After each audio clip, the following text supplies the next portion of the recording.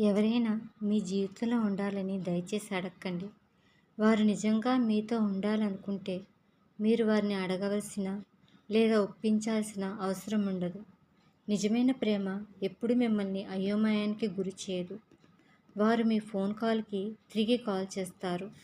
మీతో పెట్టుకున్న ప్రణాళికలు ఇప్పుడు వారికి ఎంత పని ఉన్నా లేదా ఖాళీగా ఉన్నా మీకోసం సమయం కేటాయిస్తారు. వారి ప్రేమ పొందటానికి మీరు వెంటపడవలసిన, గుర్తు చేయవలసిన లేదా మీ విలువ ఏంటో వారికి చెప్పాల్సిన అవసరం లేదు. సరైన వ్యక్తులు వారంతట వారే మీ దగ్గరికి వస్తారు. ఎప్పుడు నీతోనే ఉంటారు. వారు మీ మాట వింటారు. మీరు చెప్పిన పనులు చేస్తారు.